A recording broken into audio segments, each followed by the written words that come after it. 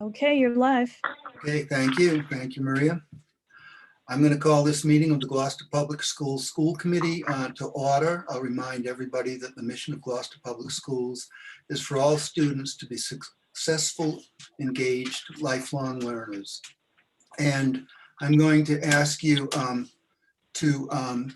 I think it's appropriate, given the situation in the world today, in this country, that we reinstitute the flag salute before our meetings.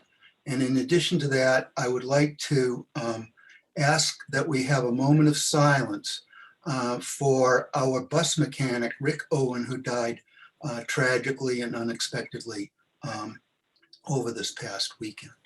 So that being said, I'm going to share my screen. Okay.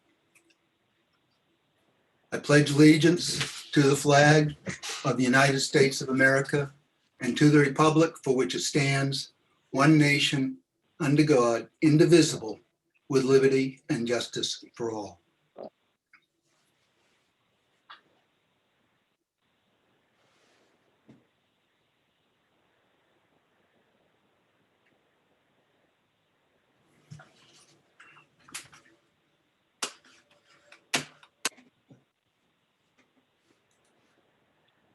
Okay, thank you.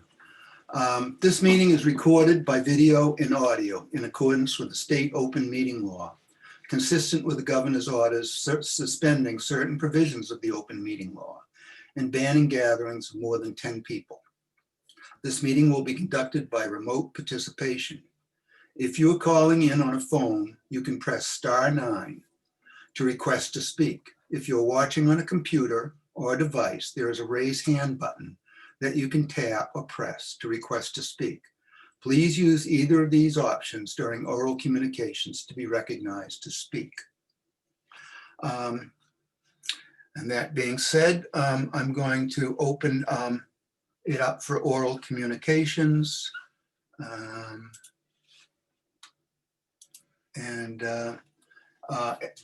Eric Lee, I'm recognizing.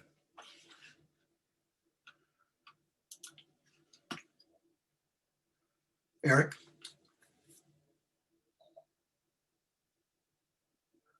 You'll have to unmute yourself. Thank you very much. Okay. Eric Lee, Gloucester High School biology teacher. And I'm calling in with just a question that I wanted to find out perhaps that you have pursued this. And I just want to bring to the attention that on January 8th, the Baker Polito administration, as well as DESE, offered a program that needs to be requested for by the 15th for pooled testing within the schools. And I don't know if this is something that you have already expressed interest, but it is without cost to the schools and would allow for batch testing to be done. And it is a trial program that they're starting out. It will take multiple students and may help solve some of the problems that we may have or the difficulties for some students who do not present currently under the testing protocols that you have. I believe the student has to present the symptoms within school. And that's really my inquiry, just to understand if you will be pursuing this PCR test. We're aware of it, and maybe Ben or Safafia could respond to that. I'll give a full update in my presentation tonight, my school update, and not only that we have already expressed interest, but I'll give a full update later tonight. I thought you might have, but thank you very much. No problem. Thank you, Eric. Is there anybody else who'd like to speak under oral communications?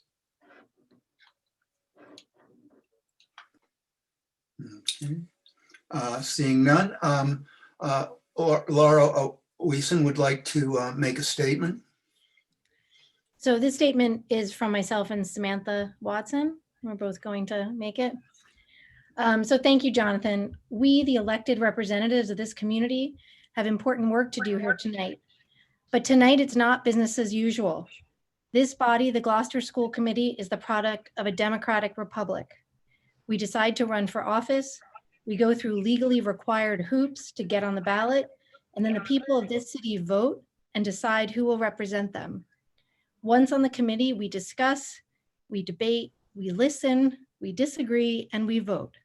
That's how democracy works. It's a beautiful thing to behold.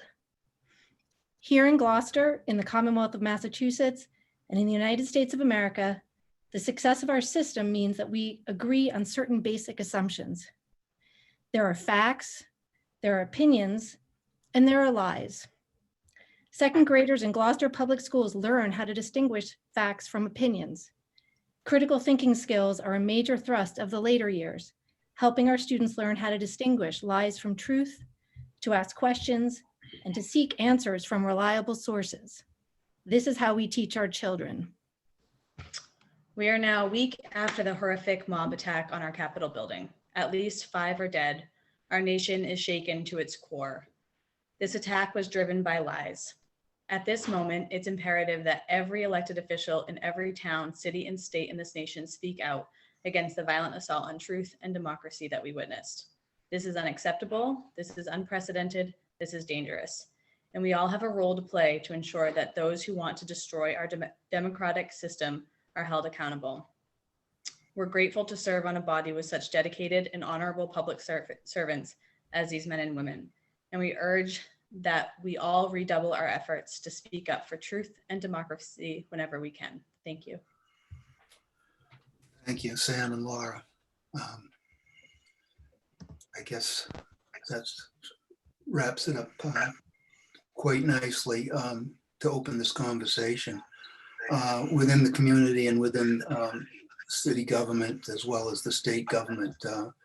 But ultimately, you hit on the issue here is there's truth and there's lies. And we need to produce students that can tell the difference. And that's our job in life here. Thank you.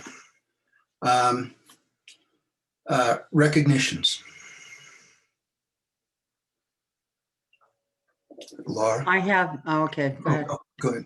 Mayor, you can go ahead. Well, it's not a recognition. I just wanted to send my condolences to the family of Tony Parisi. He was one of our, basically, you can call it a resource officer at the high school, was DARE. He passed away, he was retired. I just wanted to give our condolences to his family. Laura? I wanted to give recognition to the teachers throughout the system who are working not only with the kids who are in school, but all the kids who are quarantined, and just continuing to show care and support even when kids are at home. It's something we don't always know about and we don't always see, but they're just doing a tremendous job even after the kids go home to support those who are at home. And I want to recognize that. Thank you. Any other, Melissa? Thank you. I want to recognize the mayor and her administration and the public health department for bringing the capability of being vaccinated in Gloucester at a time where we're all anxious, waiting when our turn is, and knowing there is uncertainty into how quickly the vaccines can get distributed. I think it's remarkable that Gloucester is on the map as a place that people will have access to the vaccines, and hopefully that will help when our teaching staff and other employees can get vaccinated, that we'll have that ability to be close by. So thank you, Mayor, and everyone who was responsible for making that happen. Absolutely. Okay, any other recognitions? I don't see any of our student advisory council here. If by chance you're in the attendees, raise your hand. But I'm not seeing them there either. So we'll move on to the consent agenda. Are there any items on the consent agenda that anybody would like to remove for further discussion or other consideration? Joel? I'd like to remove the June 24th meeting minutes, please. June 24th, school committee meeting minutes?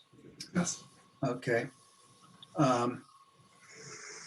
Is there something you'd like to point out? Yes. on page 7 of the June 24th meeting minutes, they state, quote, Chairman Pope referenced the school committee member authority policy filed BBAA Article 7, which states that it is the duty and obligation of individual school committee members, quote, to accept the will of the majority vote in all cases, end quote. I don't feel, I'm not saying it didn't happen, but I don't feel it accurately reflects the entirety of what happened. The minutes should include that the chair accused Mr. Favazza of violating school committee protocols and policies. And that's at the 1 hour, 45 minute, 30-second mark in the video, where it was stated that me participating in writing to the state violated protocol and policies. As the committee knows, I've requested in writing that this be taken up twice now, June 26th and September 22nd. It has not, but I want the minutes to reflect that I was accused in open session of violating policy, rather than the way it's characterized right now, that the policy was simply referenced. So we will remove those, meeting minutes of June 24th, 2020, and bring them back at our next meeting in a corrected form. I move that we approve the consent agenda, Second. minus those minutes that were. Minus the removed. minutes. Okay. As I get to this point, I realize that we didn't do the roll call for attendance, but let this vote serve as that attendance record also. So Maria, could we have a roll call vote? Ms. Prince? Yes. Mayor Taken? Yes. Ms. Watson? Yes. Ms. Weason? Yes. Kathy Clancy? Yes. Mr. Favazza? Yes. And Chairman Pope? Yes, it passes unanimously. Okay. And we will move on to our deliberations on educational issues and the superintendent's report. And I will turn it over to our superintendent, Lummis.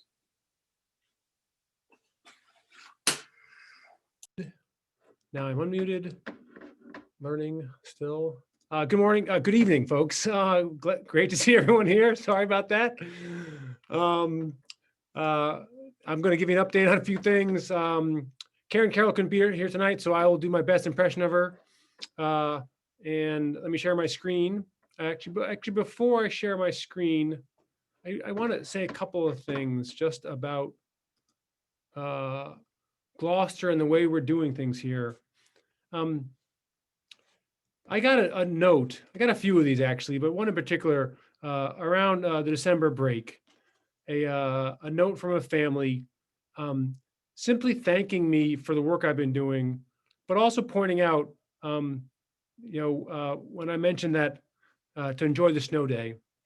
And well, I appreciate that. I mean, I can't tell you how much I appreciate that sort of notes, and I got a bunch of them. The reason I'm saying that is because one thing I've learned about how Gloucester operates is that people show appreciation and gratitude for the work we do. And I've gotten that in many cases, and I appreciate that, but our teachers get that, our nurses get that. Tonight on school committee, folks shared that.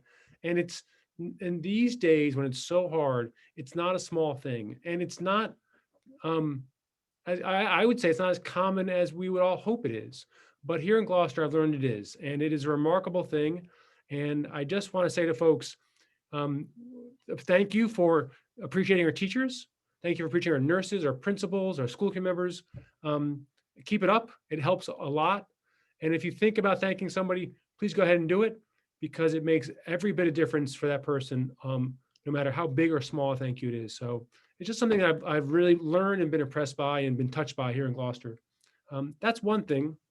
And then I also want to shout out and appreciate to Joan Lindberg, who many people may not know. She's a noon supervisor who works at Beeman and has worked there since the 1960s.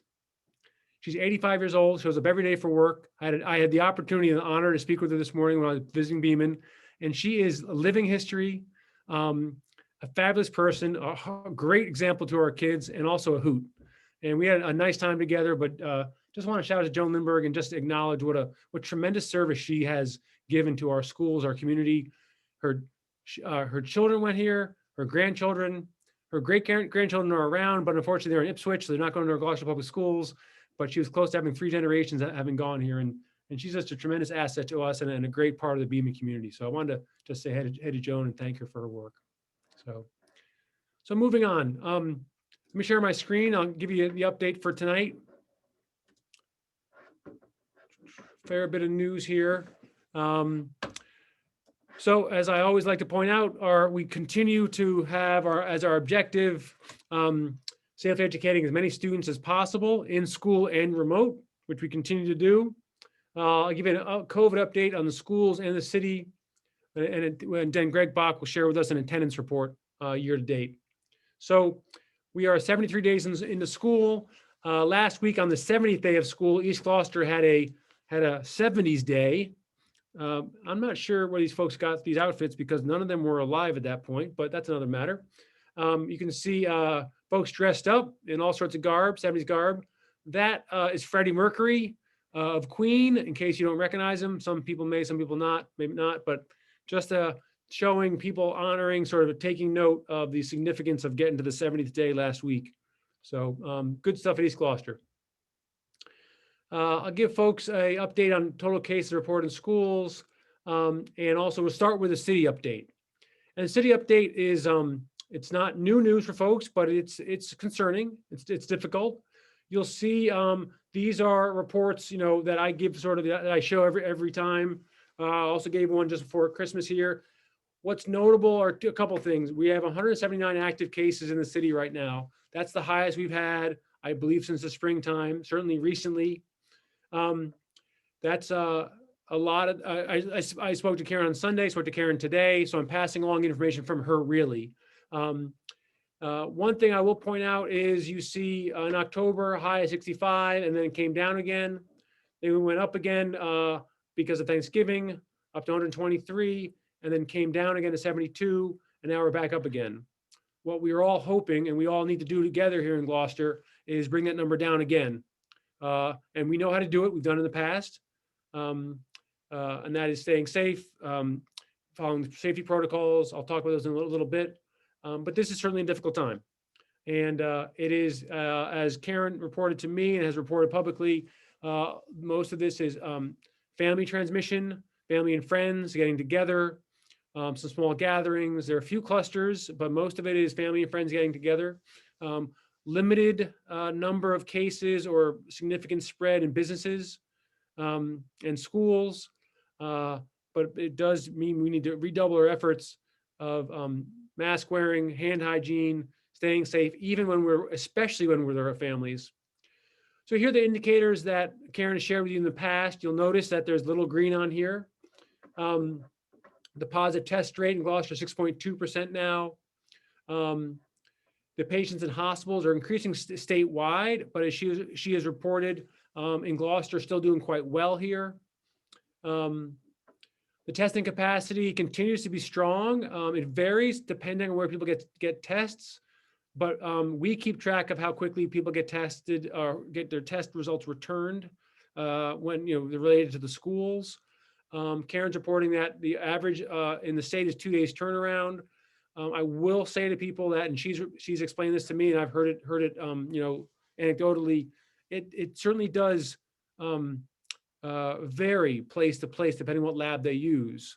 So that's the by far the most tests are coming back in 2 days, but some do take longer, and especially on the holidays they took longer. Those turnaround times have grown shorter in the past week. We are getting some turnarounds in a day or less than 2 days as well. The contact tracing capacity is definitely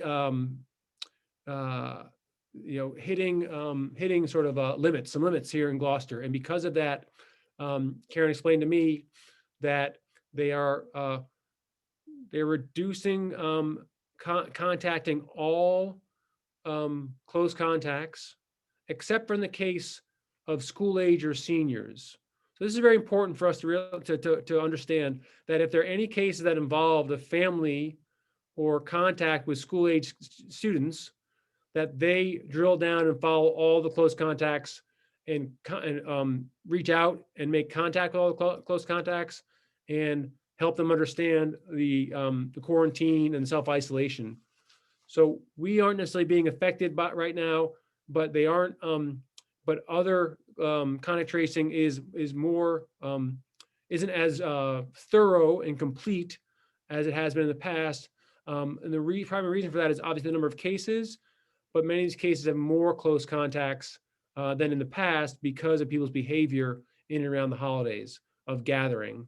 So, but what's important, very important to us in the schools is that they are still prioritizing school age children. Any cases that involve school age children or families of school age children, they're contact tracing just as they were. Our wastewater virus level across the city spiked 2 weeks ago to the highest level. It came down some last week, but still quite high. The next report comes out tomorrow on that, comes out on Thursdays. And then as we've talked about, in terms of the threshold for state testing in our schools, we haven't reached any of those. That's 2 or more in a classroom, 3 plus students or 3% in a grade, 3% in a school, or two or more on a single bus. I will talk more about that as we go along.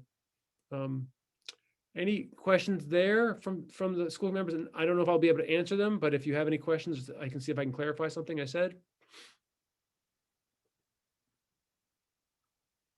No. Okay. Let's get to and people can ask if you want. Let's get to the school cases. We've had a total of 92 cases since the beginning of the year.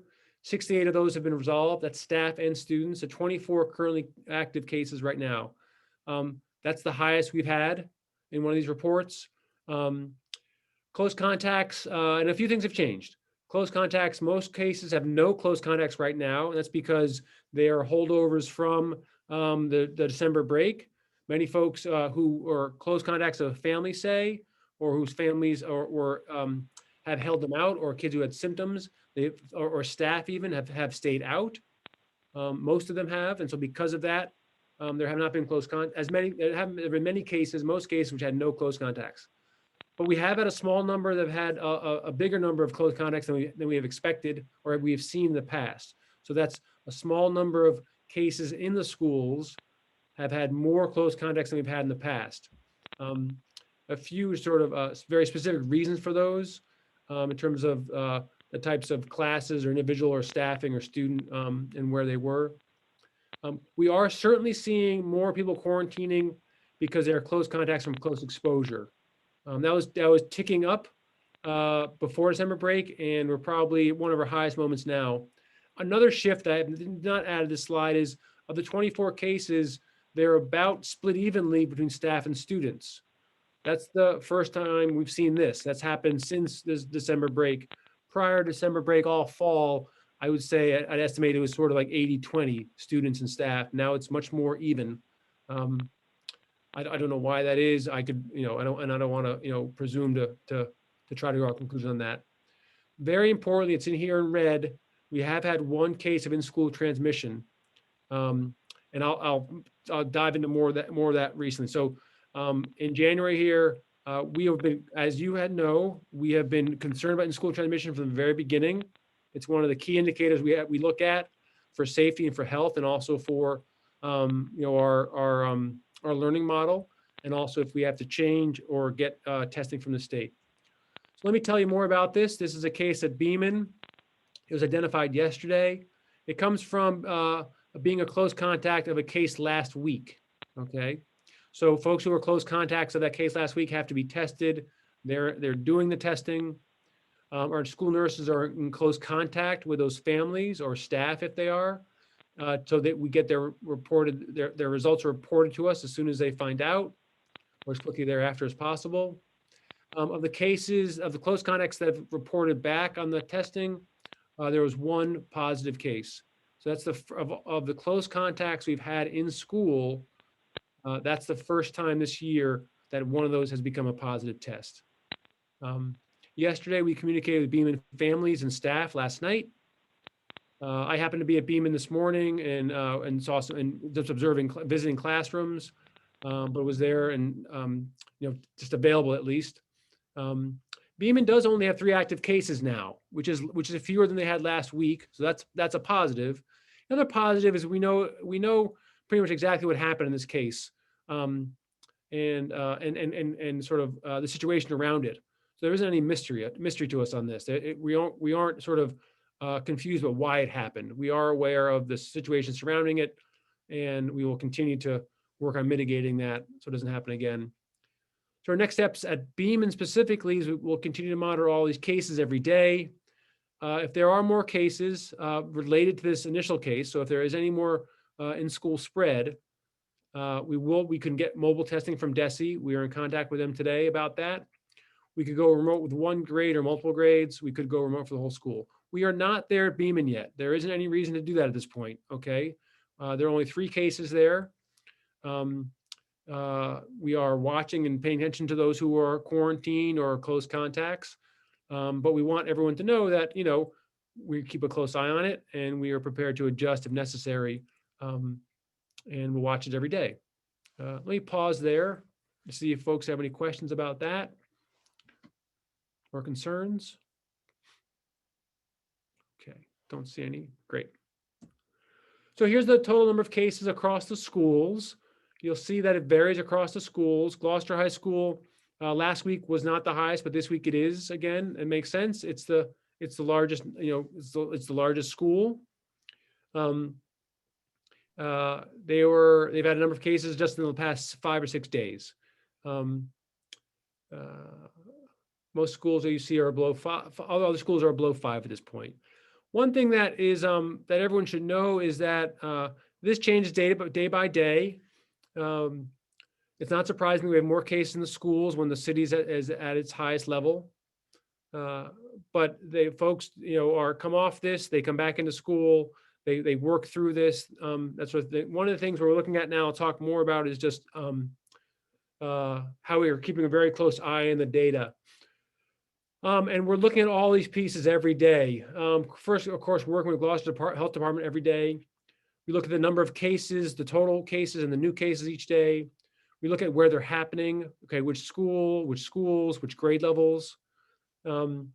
We always are tracking and keeping track of. This is our nurses doing this work. Okay, and I'm involved in terms of get reports, and I'm in contact with Jeff Parko numerous times every day about each case.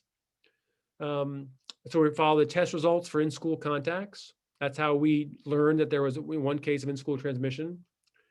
Another thing we're looking very closely at, and I speak to the principals very regularly about, and they, of course, are thinking about this every day, is staffing. As I mentioned, we do have more staff out because of either being quarantining for being close contacts out of school or in school, or because maybe they're positive. There are more staff cases than there were in the past. All those cases from staff have come from outside of school. We look at the level of symptoms. So are more students or staff going out or going home, I should say, during the day because of symptoms? All right. Are folks who are quarantining, do they have symptoms, or are they quarantining asymptomatically? One of the ways we gauge that is by the tests that we administer in school for folks who are symptomatic. So last week, across the 5 days, we tested 11 people.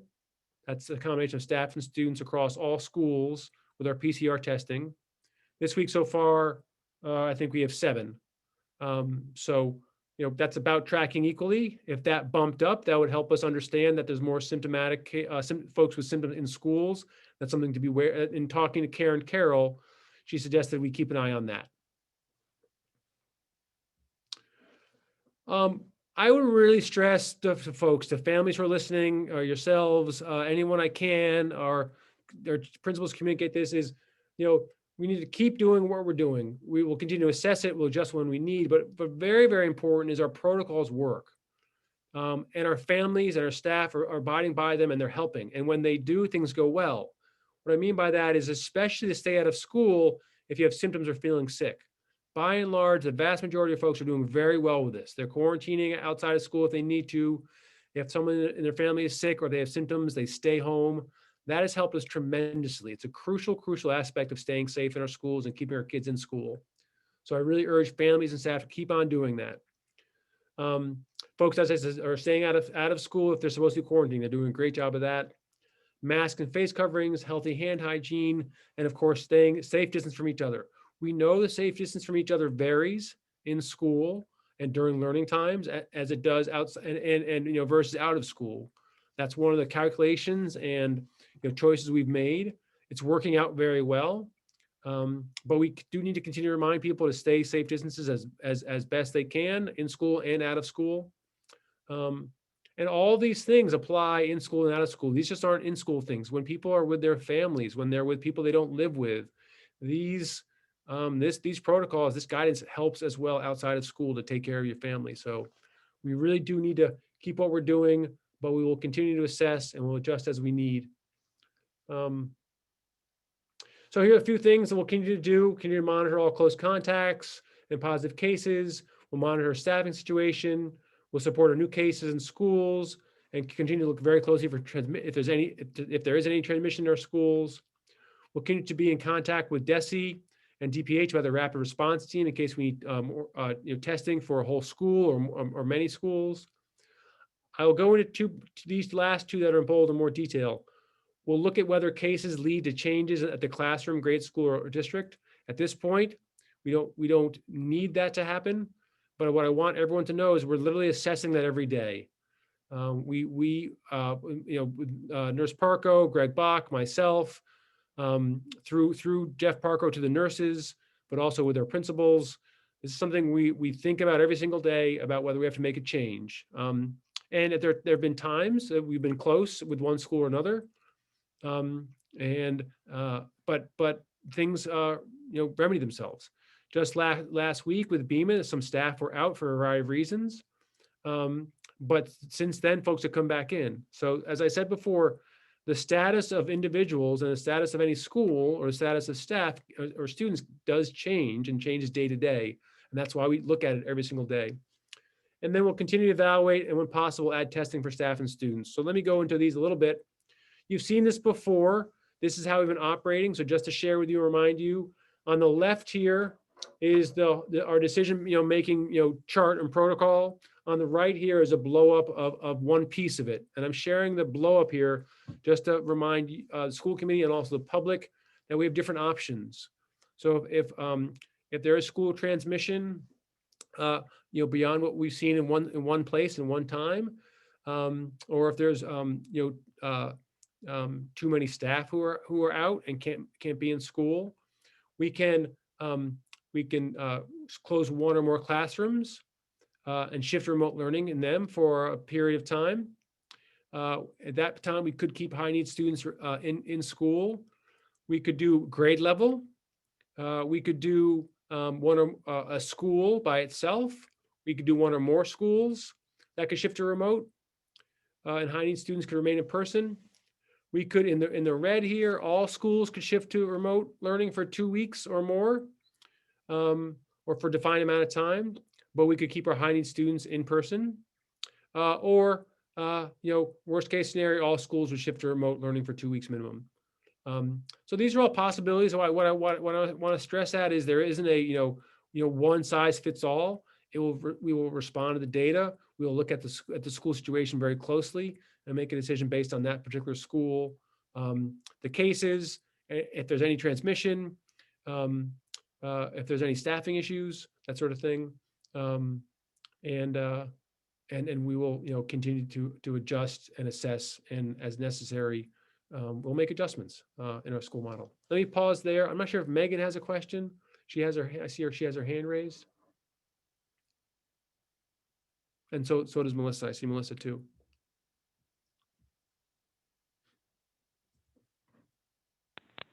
Can you hear me? I can hear you. Yes, we can hear you, Megan. Yep. Hi, sorry, I've been having so much technical difficulties. I just didn't know if you guys wanted me to speak now or if there's a better time I should do it. Up to you guys. Jonathan, the next step I would do is an update on testing. So we could have Megan's update now, or do that. This might be a nice time to pause. It's up to you. Or do we want to have questions from the committee and then maybe pause? You're muted, Jonathan. I just said that, but nobody heard me because I was muted. Why don't we take Samantha and Melissa's questions and then go to Megan? Okay, great. So Samantha? Thanks. So Ben, do we have substitute nurses if and when a nurse has to quarantine or is out due to sickness? Sure, Jeff Parko can replace a nurse as he does on occasion. He can step in. And then I think at this point, we have one substitute nurse. He's actually training her this week. I'm not sure if it's her or her training the substitute nurse this week. So now we do. We haven't up until now, but now we will. Melissa? Thank you. I see on the agenda, the next topic is attendance report. Is that attendance report reflect attendance maybe dropping currently because of COVID, or is that a different attendance report? No, it's attendance. I mean, it's this year's attendance, including including people who are quarantining or have been out for any reason. Okay, so my question, I guess, right now would be the holidays came and gone, and we knew it was going to be very difficult during these weeks as a result of people testing positive for gatherings over the holidays. I think we're at our worst, and I hope this is our worst. But are we seeing a significant amount of kids not coming to class for the in-class teaching because of the remote? And I'm not talking about kids that have been identified to quarantine. In other words, I'm trying to find out if there are families in our community that are afraid to send their kids to school right now, or can you tell me if any of those parents have requested that their kids be transferred to the remote academy? We've had a few, but limited. We had a few limited requests for remote. That happened, but not many since coming back after summer break. We had some right before. We Okay. But I don't think that's expanded recently. Greg Bach is sort of monitoring that. And if I'm misspeaking, please correct me right now. And then, so we haven't had a huge uptick in that at all. I don't know specifically in terms of, we definitely have more folks out quarantining, that's staff and students. So we are aware of those. I don't know, and I'm not sure I can find out if there's, beyond that, folks who are holding their kids out for any other reason other than a real sickness, or cold, that sort of thing. We do want folks to remember, we are really telling people to stay home if they're sick. We are encouraging that and really expecting it. But I don't know if we could, I don't know myself. I could ask. I'm not sure we would really have a good indication of what reasons folks are holding them out. I have not heard from the principals any commentary on people saying, I'm not coming in, it's not safe. We haven't heard that, but I don't know every detail. Greg, yeah. Oh, you're on mute. Yeah, just very briefly to reiterate what you said, we do have several people who have requested remote academy, certainly at the elementary level, but those came in prior to the holiday break. There has not been an increase since January 4th as far as numbers and requests, and in checking in with the principals recently, they have not seen any significant changes at the school level. Yeah.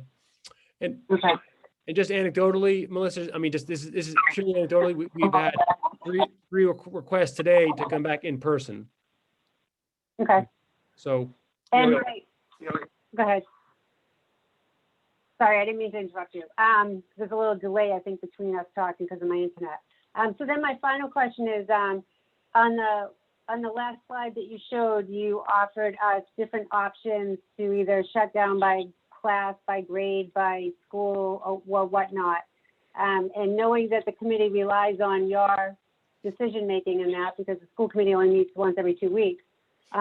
So are you working in conjunction with Karen Carroll when you make those kind of decisions? In other words, I know you meet every day or once a week with your management team, and I know she's included in that.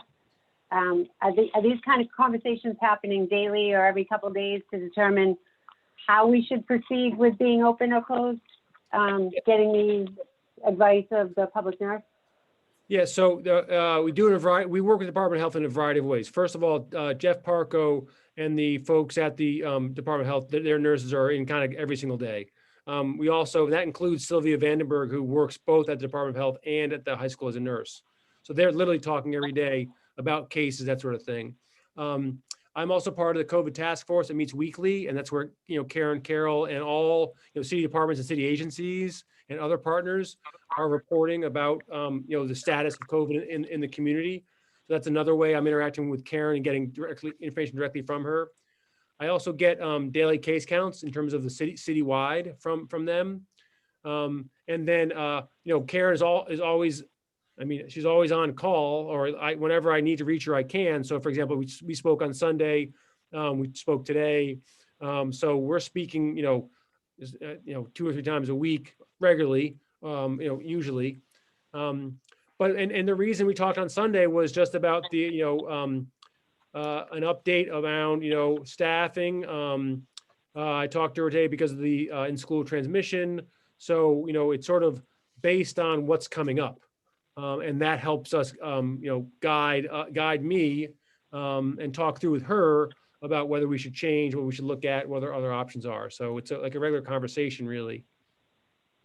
And I ask these questions because, I have a coworker who has her student is in another school district, I think in Beverly. And if you look on Facebook and see people who are in other communities, you see that a lot of schools have shut down for this time period. It was planned before they left for vacation. There's a lot of deep cleaning going on and things like that. So there's a lot of questioning as to, how is Gloucester staying open? We hear there's a lot of cases. We know there's 9 or 10 at the high school. Why are they still open?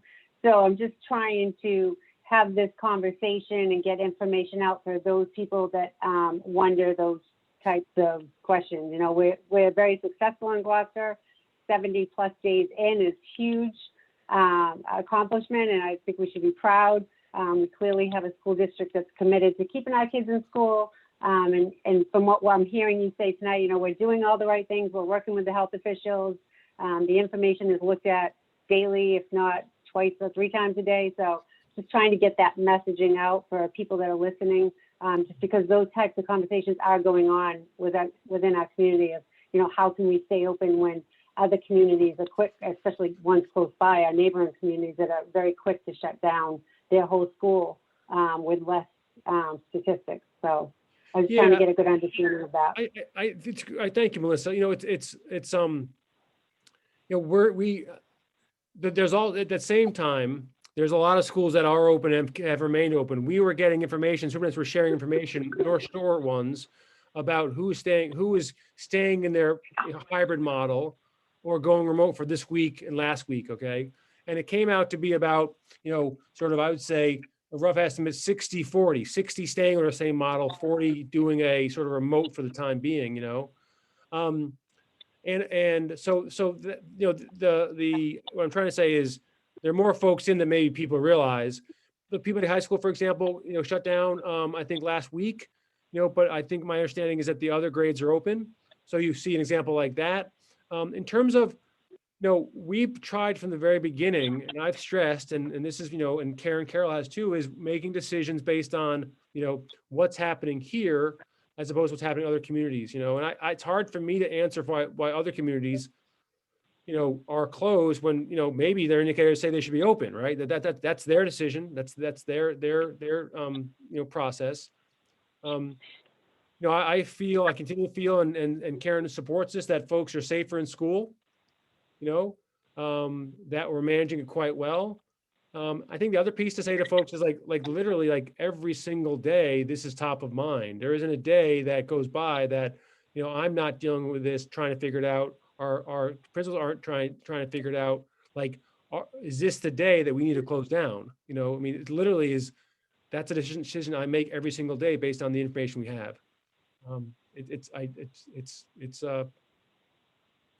yeah, it's relentless basically. And so we Yeah. need to be. Thank you know, you. Yeah, we have more questions, but could we just hold them and let Megan give her report from the high school, and then we can come back to questions? Okay. So Megan, Yeah, can you guys hear me? yes, we can. All right, I want to again apologize for the technical difficulties I was having, but I would like to report that GHS, even though we've been having those high numbers, I personally, I mean, I feel as safe as we can be during this time. I definitely feel like the school is doing a great job keeping it clean, keeping us all going one direction, you know, and whatnot. So I'd just like to say that before I start. But to get with my little list, Student Council and NHS will be doing the Secret Pals coming up for teachers, trying to, you know, add some excitement to the hallways, trying to, you know, just let the teachers and the students interact as safely as we can. Gil Nutter has posted some new articles in the paper. They've been working really hard, even during this tough time. NHS tutoring has been gaining more students, and they've been doing so good. We have both FaceTime or Zoom, and then we also do in-person tutoring at the tutoring center. Our drama club submitted entries to the Massachusetts Educational Theater Scholarship Contest, where the contest asks the students to use their skills in various aspects of the theater to prepare their work to be reviewed by local professionals. And the contests are amazing opportunities for the students to get feedback from working professionals, allowing them to grow up to performers. So Seamus Buckley, Nate Oakes, AJ Procello, and Madison Coultron all submitted work. Hopefully they'll win. We're rooting for them. Our March blood drive was canceled due to COVID. Some news from Guidance. They hosted virtual on-spot admissions interviews with representatives from Salem State on Tuesday, and they had 41 students participating, myself included. And finally, the Youth Advisory Council has a free food locker with help from NHS and the ROTC. It's food that is pre-bagged and pre-sealed, very COVID safe. The bags made up for students who on the way in school, out of school, you know, whenever can go out and grab a bag of food to bring home. And this week they've had 18 students grab food, and they made 15 deliveries to students as well. Thank you. Any questions of of Megan? I can't tell if people have their hand. Melissa? Thank you. Megan, do you know if the high school is still collecting socks? I know at the last meeting or a couple meetings ago, they were there was a drive to collect socks, and I went out and bought a couple, but I never got to drop them off, and I was just wondering if they're still collecting, if you know that they are or not. I know that Rockport has finished. I believe that we are still collecting. I mean, we'll always take them, and we'll always go and donate to the homeless shelters. We'll help as much as we can. I don't know if we're like officially still doing it, but the senior who was doing it, her name was Avery Smith, and she was the one who was in charge for GHS and was in contact with the Rockport students. Okay. I mean, I have them. I can bring them to the shelter or to the other organizations in Gloucester that are doing it. But if you were still collecting, I'm more than happy to give you. I got a bunch of packages of them. But you can drop them off her to name the front, and you can. Avery Smith is her name. Avery. Okay. I'll try to find her. Thank you so much. Of course. Are there any other questions of Megan? Okay. Thank you very much, Megan. I'm sorry about your difficulties with technology. I hope that doesn't roll over into your schoolwork. So Thank thanks. You. And we'll see you in a couple of weeks. Great. So going back to questions, Kathy? Yes, Ben, part of your slide said in-school testing, and I'm just curious how, how much that has been done since we've been able to do it when, people are in school with symptoms and we have the ability to test. Yeah, so last week we did 11 tests. So far this week we've done 7 tests. although I don't know off the top of my head in terms of numbers of positives or not. There haven't been that many. There have not been that many. Jeff and I do talk about this. I just don't have the numbers at my fingertips. But I don't know. We started December 14th. We're using the shallower nasal swab, so that's good for folks as opposed to the all the way down the brain probe one. But it seems to be going well. I mean, it's folks are when they come in, the nurses, don't hesitate. If they have symptoms, that's really important. We have had some confusion about can people come back into school to get tests if they have symptoms, and we're not allowing that. We may make some exceptions if a family, if a student of a family who has significant extenuating circumstances, has no other way of getting a test. But at the same time, the Department of Health has made, through Beauport Ambulance, has made, and also through the Gloucester Health, I want to say Health Alliance, it's not right. Gloucester, the Family Health Center, a variety of options for families. And so that's outside of school. But we do want to make sure that our families have access to testing. One thing that's very important, at the high school, we've had a little bit of misunderstanding and sort of and difficulty communicating clearly with families, especially our English language families, English language learner families. And the high school's worked over the last day or so is putting in place a much clearer decision-making tree and much clearer information about the resources that the Department of Health and also the schools can provide those families who need testing outside of school. So that's, I'll share more about testing and a little bit about the pool testing in a little moment, but we are continuing to try to get clearer and clearer to help our families that don't have easy access to testing. Great, thank you. Okay, Laura? I just wanted to, Ben, I was going to wait till your testing part, but following up on what you just said, because I had heard some questions around testing for the most vulnerable or people who just didn't have access to test, to go to Leahy or go to Stop the Spread sites or whatever. So there is improved information for families. Yeah, there is. We're continuing to work on that. And, there's this frustration out of concern. I'll make two things clear. One is that the PCR testing we're doing is for symptomatic folks who have symptoms. So if, our close contacts don't have symptoms, and so we can't provide that to them. And that's one of the reasons it's no cost. At the same time, the Department of Health for a while now, I mean, this is not new, this has been going for a while, has provided testing through Beauport Ambulance for folks to either, I think, for ambulance to go to a residence, or I think transport them to a testing center, and then the Family Health Center. The challenge we have had and are getting better at, but still not there, is understanding and then communicating those options to families, and then helping families, if we can, to avail themselves of them. Some families don't want to take tests. That's fine. And the work I mentioned, this is brand new over the last 24 hours at the high school, is to make that process and those options much clearer, especially to some of our staff who really support families who are in need. And I think, so we're, again, work in progress, continue to get better and better. And I think we're getting there, but we'll keep an eye on it. Great. And are the nurses all aware of all the options for kids who are quarantined or students who are close contacts? They don't have symptoms, they go home. Are the school nurses able to provide families, with these options sort of in a clear way?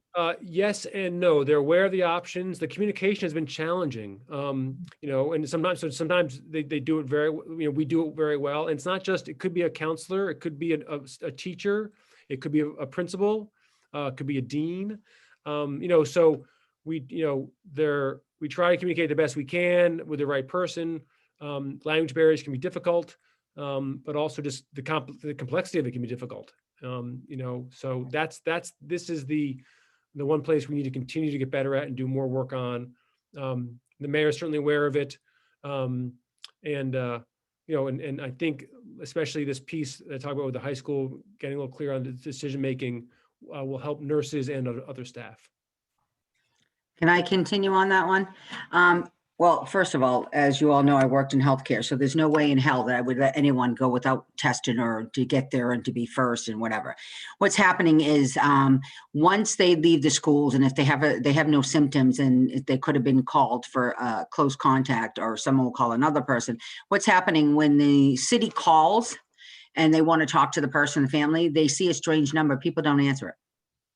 So then the screener would call the people who they know, which is our teachers. And, you know, and that's kind of hard because the teachers we have are great and they'll take the calls and they'll say, okay, now you got to listen and you got to call to the nurse and everything else. So time gets lost. And a lot of people thought that by sending an ambulance to their homes was like, oh my God, this is, what are we doing? What's happening? It scares them. You don't know what's happening. Is it just a test or they don't understand that prior we drive them by ambulance to one of the sites or even urgent care that we would pay full price for. And then once the ambulance services started doing testing, as we all know that Beauport does testing, they would go do the testing, which a lot of people do and they pay privately. But, you know, it was kind of scary when you don't know what's going on and you lived in any other country. And when you see those things, you panic. So we now understand through the teachers, because we've been talking to them and working with them very closely to make understand to the students like a list of things that they should know and do. And if they see certain numbers, how could they do it? And some of the teachers said, you know, I don't mind in the beginning, if they want to call me, I'll let them know someone's going to call so we can get that quicker.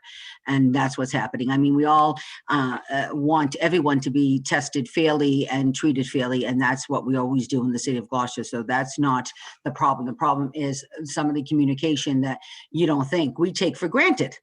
You know, when an ambulance is going to come test me in my house, I'll be, you know, happy. Yay, I don't have to go anywhere. But to someone who doesn't understand, they're thinking it's even worse. They're sending an ambulance to me. So yeah, but absolutely. Everyone has rights to testing and where they should go to test. And there was a lot, and not just a little bit, a lot of miscommunication on symptomatic. I hate that too. If I'm in school, I mean, all right, so I'm going to tell you I have a headache so you can test me. I mean, come on.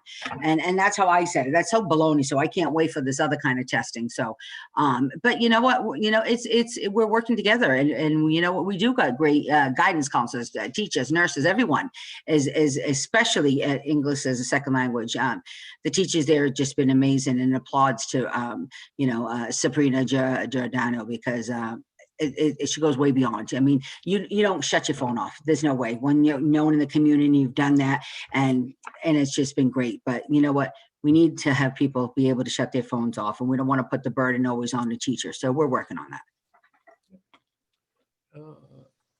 Did Sam have a question? Thanks. I was going back to Melissa's, I raised my hand when Melissa was talking. So I just wanted to clarify something and just correct me if I'm wrong, Ben. So if I had this conversation with somebody else recently, just because we have 10 cases at Gloucester High School doesn't mean that they were, you know, transmitted in Gloucester High School. And so I think that's a very important distinction. So if people are questioning why we're not closing, even though we have 10 cases, it really matters where those cases were transmitted. And I've had to help clarify that for some people because they're scared of that number and question why we haven't closed, even though we have 10 cases. So I think we just need to make sure that for people who are watching that's a clear distinction. Yeah, absolutely. Thank you, Sam. You know, again, of the 92 cases we've had since the beginning of school, only one just yesterday, you know, came from something that happened in school. We do know almost almost always, most of the time, we do know where, if someone had a case, where it came from, meaning, and these days, as we've said, you know, most of those are from a connection to a family or close friends.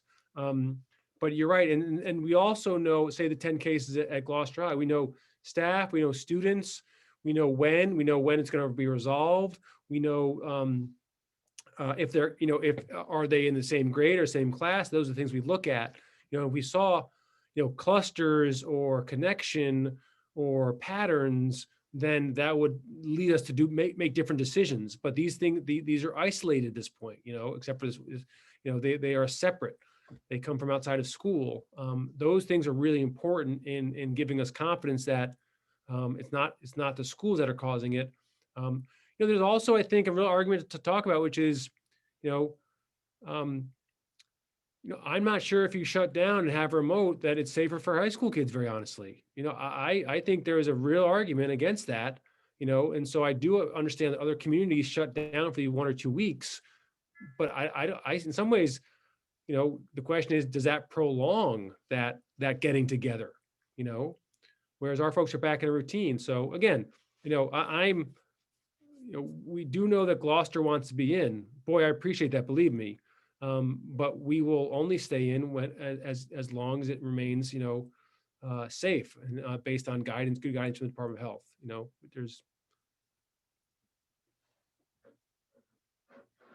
All right, let me go. Let me just talk about testing because there is a new option. So I'll remind folks of what we're currently doing quickly, and then go into the new options here.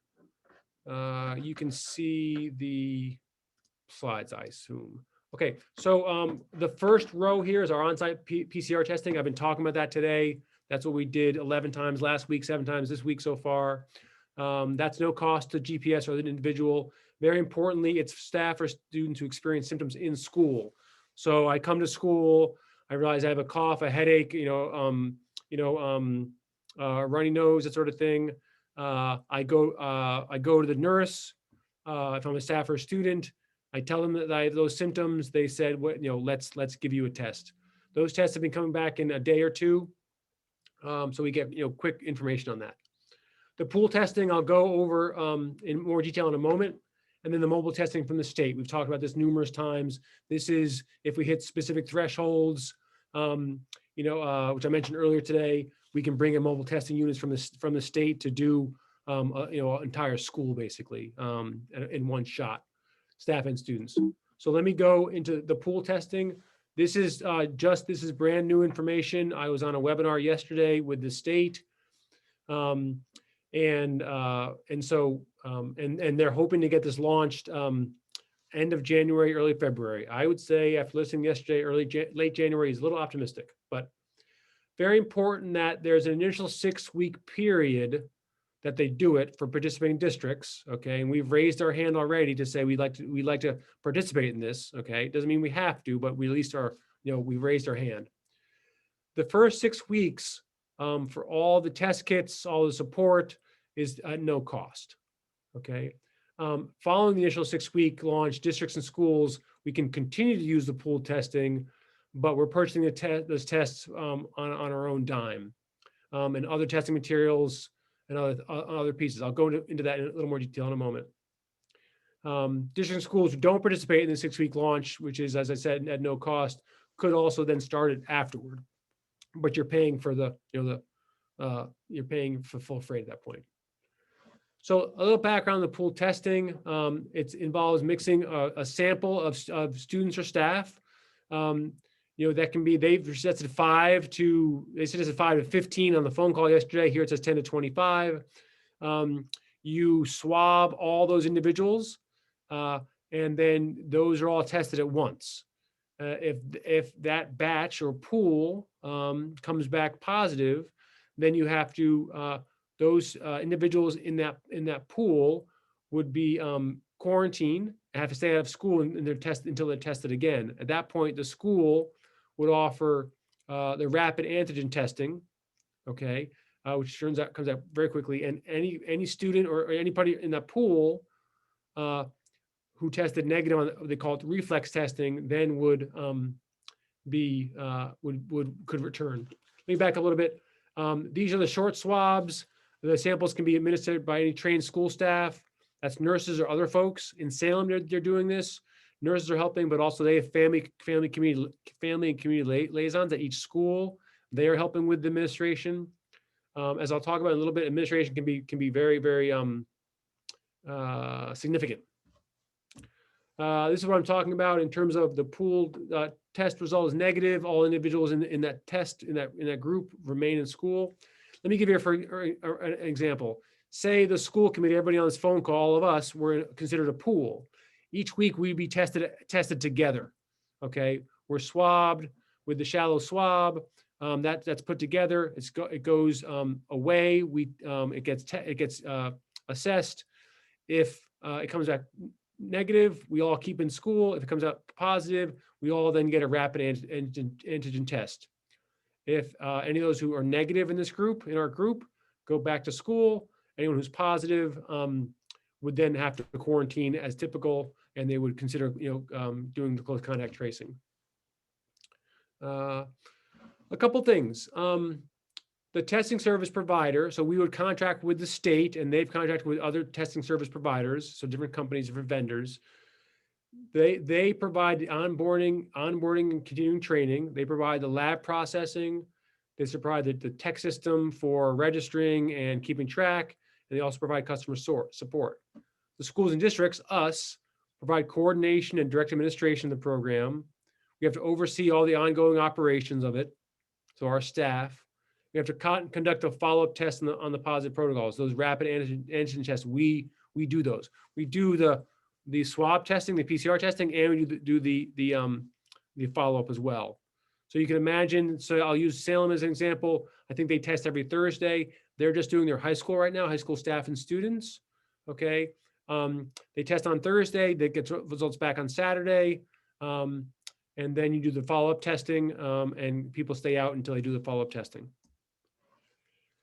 After the 6 weeks of no cost, then it gets to $5 a swab at a minimum. It can be more than that if we buy other services in terms of administration and operations. Okay, that could be customer service, that could be delivery of tests to schools, that could be testing hardware, that could be coordination and communication. So at the minimum, it's $5 per swab. That's not a small amount. It's by far the least we've seen and the state has seen in terms of PCR tests. But at the same time, if you're doing everybody in the school system, about staff and students, that's about 3,000 people. That times 5 every week is $15,000 every week. Just to give you that information, okay? But we could also decide to do subsets of like, middle and high school, that sort of thing. Folks have used stimulus funding for this. The 3 schools and districts that were on the call yesterday, Medford, Salem, and also town of Watertown, have worked in partnership with their, their city government, and have had support from the city government in executing it and paying for it. Just sharing that information. What we would have to be doing is managing all the testing logistics, overseeing the test administration, data entry, testing, coordinating, and managing it. We would administer the collection of students and staff. We'd be administering all the follow-up reflex testing, and we'd be transporting the tests to laboratories for processing, likely every day. That could be the reflex testing, or that could be the pool testing. So that's just again a quick introduction on it. There's more information to be learned. We're having a meeting tomorrow morning with Karen Carroll to make sure she's in the loop on this and she can help us understand what makes sense and different options on how to do this well. But we'll have to make a bunch of decisions, and we're just in the beginning of the process to make decisions about how and whether we could pull this off operationally. It's not a small undertaking operationally, but obviously it'd be an important thing to do as best we can, if we can. Okay. Questions? Laura? And this may be a question more for Karen, but just as I listened to the description of the pool testing, the one thing that sort of stood out to me was that you give the pool a PCR test. There's some detection, say, for example, of some positive within that pool. And then the way to determine who's positive are the rapid tests, which I can consistently hear are less reliable.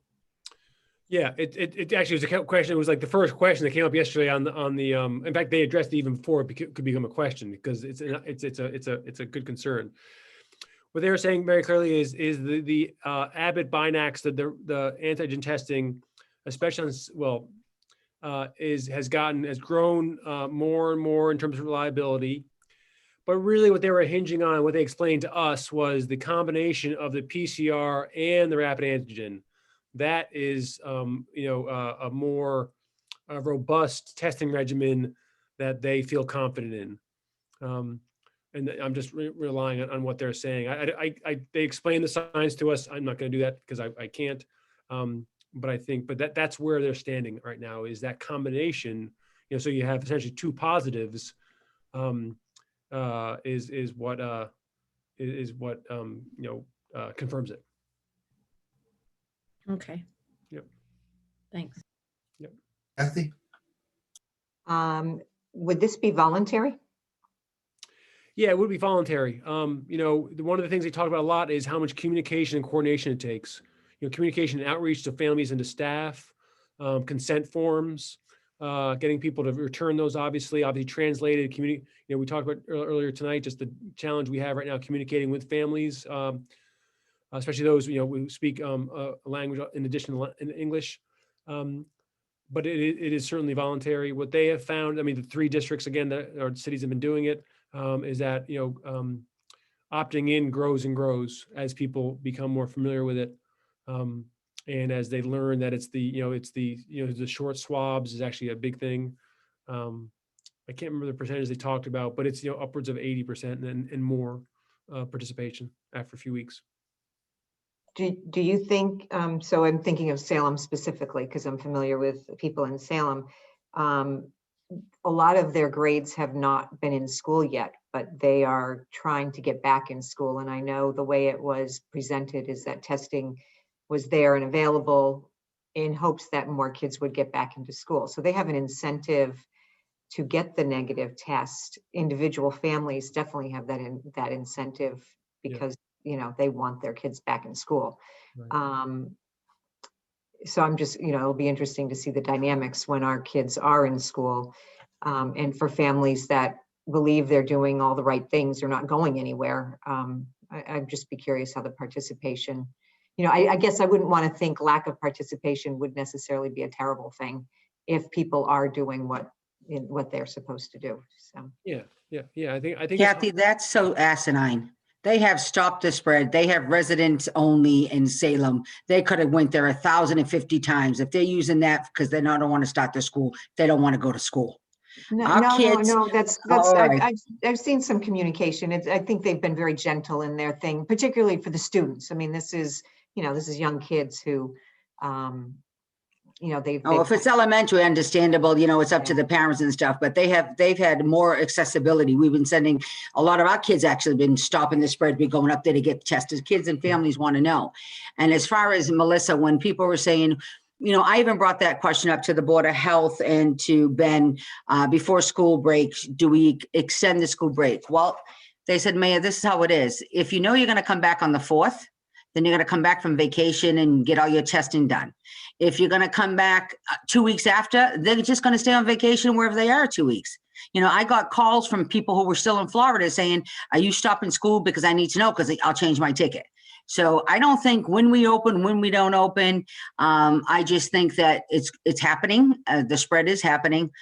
Some people still don't believe it. Some people, they're not being, they're still going and having their, home guest and not staying home in the mask. I've seen more and more people lenient with their mask.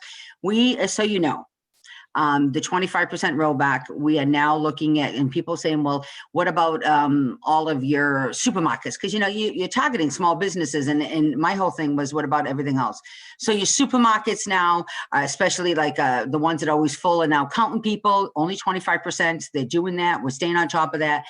Yes, we, every day there's about 15 active more cases. Okay. Not all are going to the hospital. Some have passed. We know that. And we're doing the best we can.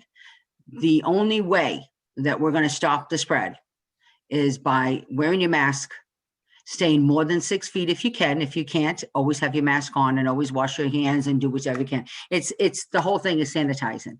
And the children actually in our school system do it better than some of us on the outside, because they wear their mask all day long.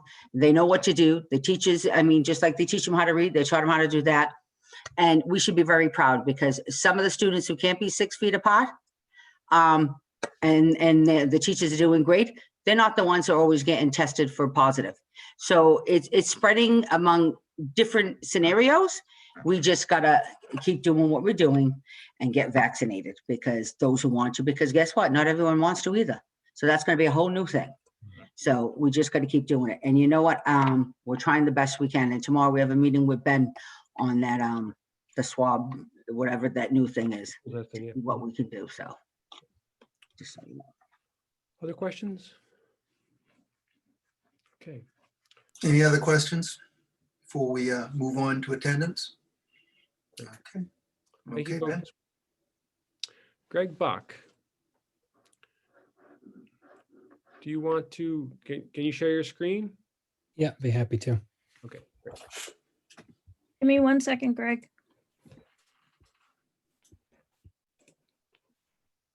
Okay, you should be all set. Does James Cook and Mike Muniz need to be panelists for this? Mike may need to be if there are specific questions about the data. Okay, so he's in the attendees. I'll move him up to a panelist.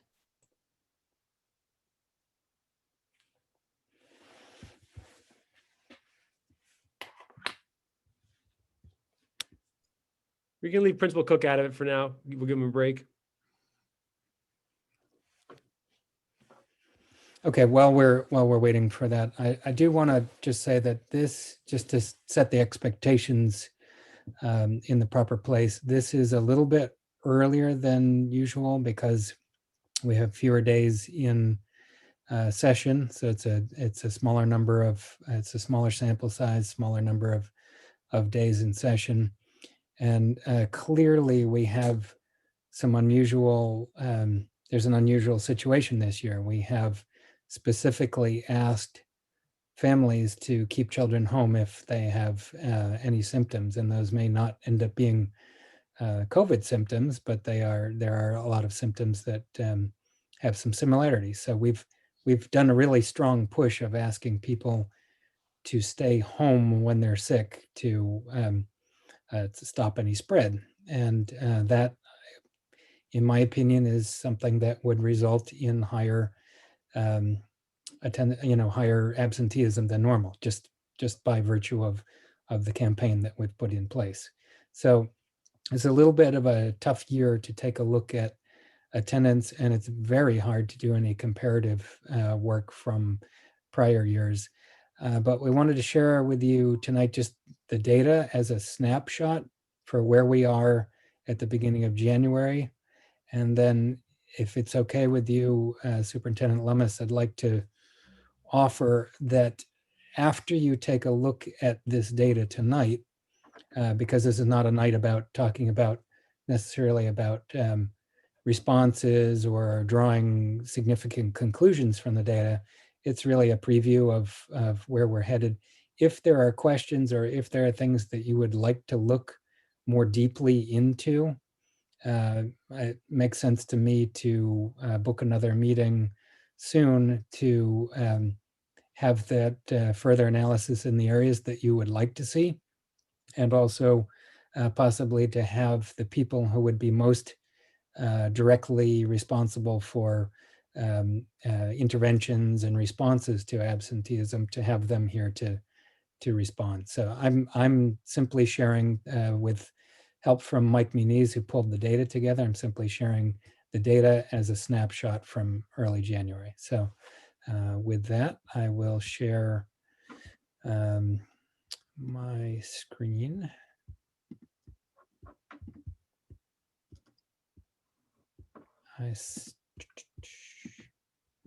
Okay, here we go.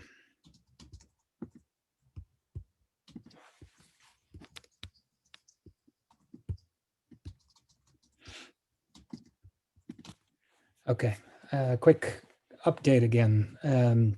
Just the numbers at the moment.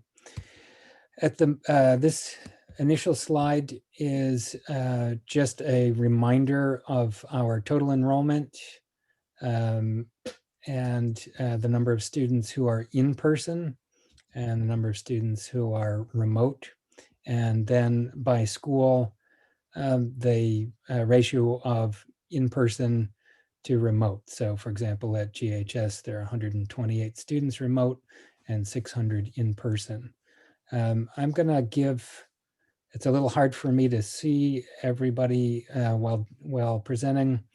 So Ben, if you wouldn't mind, just let me know if you see a hand up or anybody who'd like to ask a question.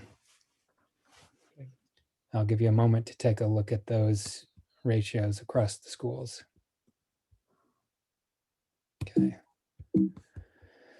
Next thing we'll take a look at is our attendance rate. These are broken down by these are all elementary schools, but this is a combination of in-person and remote all together. And then this at our elementary schools in the center is the average attendance rate at the for in-person 92.13. And then in our remote academy for elementary schools, we're maintaining 95.4%. Just to put this in perspective, our overall attendance rate for elementary schools, schools really strive for 95% and above, and it typically falls on average across the schools at about 95%. So we are seeing, at this point in the year, we're seeing about the same attendance as we typically would see on a normal year. We are seeing in a remote, and slightly lower for in-person. I'm going to try not to editorialize much, but there are moments where I'm surprised by some of this data, and we'll see how that pans out over the year. But some of these results seem to be pretty good to me as far as the attendance rate. O'Malley attendance typically runs, and Mike, if you could please just shout out if Mike is quite experienced at putting together the attendance year after year for the state report. And he's pretty familiar with how things typically look at mid-year. And my understanding is that O'Malley typically runs at about 94%, if I recall correctly. And in person at O'Malley at the moment, 93.04. So that's really not much below a typical year. And then it is somewhat higher, almost 95% for a remote at O'Malley. So attendance is, again, in just this quick snapshot, is not looking too off at the middle school at all. The high school is a slightly different matter. On a typical year, the attendance, I believe last year was 91% or 90.8% for all of the high school, and 91 the year before. So this is significantly below the average of about 91%. Translates to in-person 84.6, and remote at GHS is where at the moment we're seeing really substantially below at 73%. And I'd be happy to pause at any of these if anybody like a little bit longer look. I did share this with school committee members as well. If we take a look at English language learners attendance, we have all English learners at 82.95. This is across the district. In person, 82.8, and remote 83. So not a huge difference in remote versus in person. And that is a bit below a normal year. This is a quick look at the attendance rate for the elementary schools. We'll break down, and Plum Cove, West Parish, East Gloucester, Beaman, and Veterans with a low of 90. Average up here when we take a look at this dashboard. And again, thank you to Mike. He put all of the data, and he had to do a fair amount of work because DESE is requiring attendance to be transmitted differently so that we get an idea of the different hybrid, remote, full remote, and full in. So we have the overall attendance rate, 92.6%. And this is the average absent rate. And then this is the average number of days absent at this point. And we have over 70 days and an average of 4.89 average absent days at the elementary schools. This is a comparison of the attendance rate. We had been in the 90s for English learners. The attendance rate is a bit lower. And this just gives you an idea of across the elementary schools how that's looking, with an average number instead of 4.9, about 8 days. Attendance rate at O'Malley schools, all students 93.44%. And for English learners, that drops from 94% to 82%. For attendance rate at high school, overall attendance rate 82.9% for all students and 71.9% for English learners. We can take a look at chronic attendance rate. This gives you an idea across all of the schools in the district. The chronic absenteeism is, we set at 10% of days in session. So students who are missing more than 7 or more days would be in chronically absent, because that translates to 18 days out of the school year, which is pretty substantial. This is the breakdown for chronically absent versus, if we say non-ELL students, 33% of our non-ELL students are chronically absent, meet that threshold, and 66 do not, are below the chronically absent, or not chronically absent. When we look at this, this is not a mistake where the colors are mixed up. This is actually just indicates that the much larger portion of the ELL subgroup is actually chronically absent, with an average of 11.4 days absent. When we look at regular and special education students, we see a difference as well across all the schools. 33.6% of our regular education students would be considered chronically absent, 66 not chronically absent. And when we look at the special education subgroup across all of schools, that goes from 33% to 41.7%. When we take a look at economically disadvantaged, non-economically disadvantaged, 28.7%, with an average days absent of 5.5 days.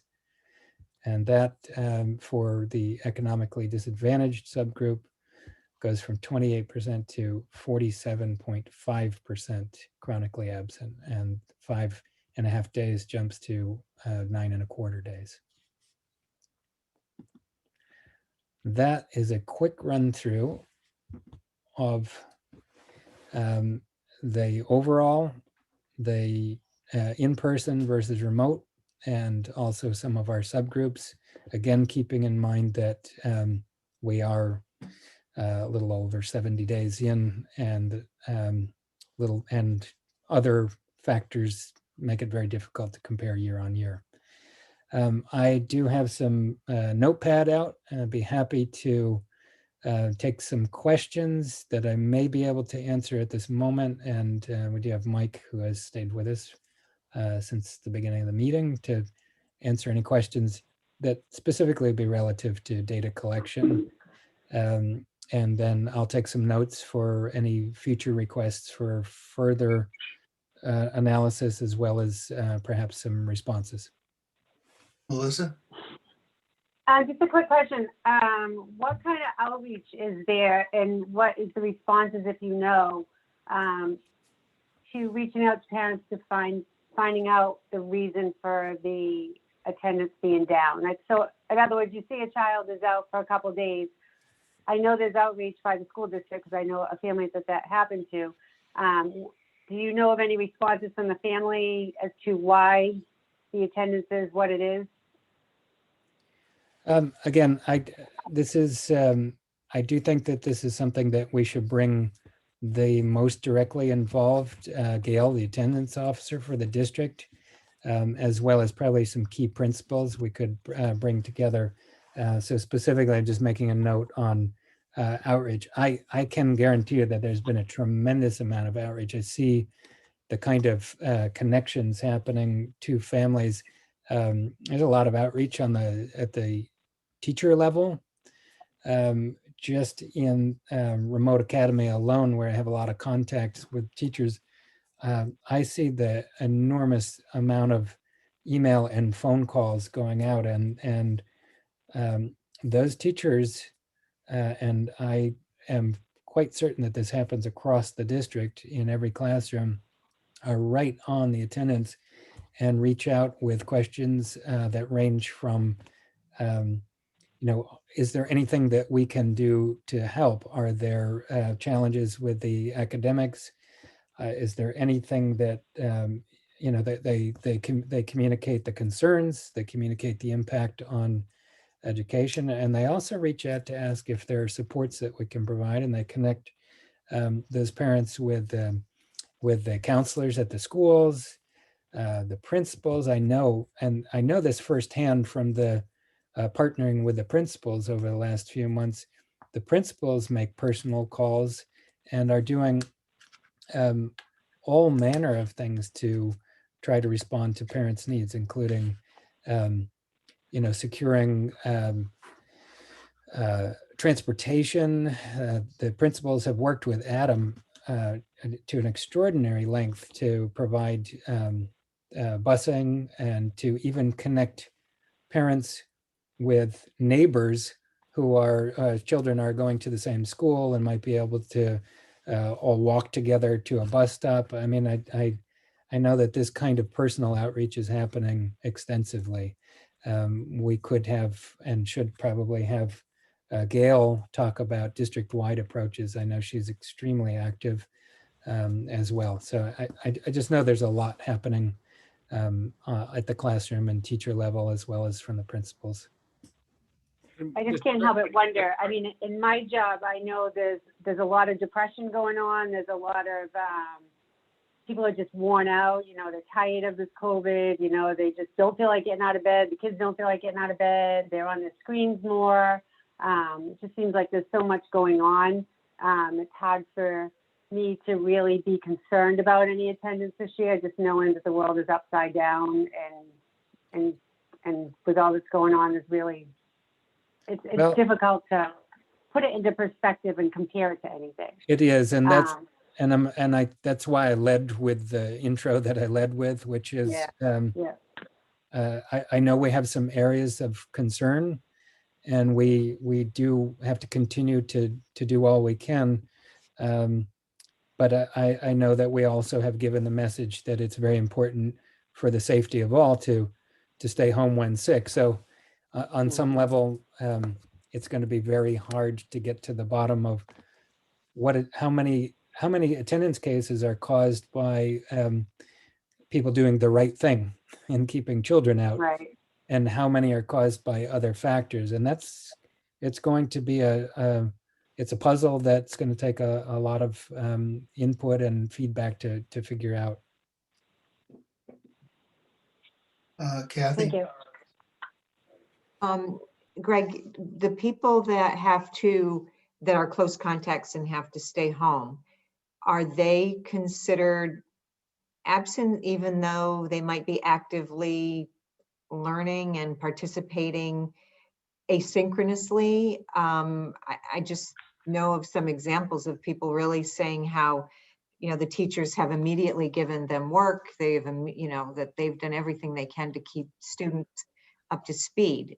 So are they technically absent because they're not in their typical schedule? And should we have a category for that so we can dissect, and I understand the chronic absenteeism probably is not that case. I'm just thinking of some of the others. So I'm I see Mike on, and I hope Mike corrects me immediately if I'm wrong, if I misspeak, because there have been a number of coding changes and reporting changes to DESI. But my understanding is that if a student in elementary school classroom, for example, has to stay out due to quarantining, that is considered absent as far as the state is concerned. Please interrupt me if I'm mistaken, Mike. Oh, that's Even correct. though, excuse me, Mike? I believe that's correct. Yep. Okay, yeah, even though, as has been mentioned a number of times, teachers may be going above and beyond to provide work, feedback, support while that student is out, and that student may be continuing to make decent progress because of that support.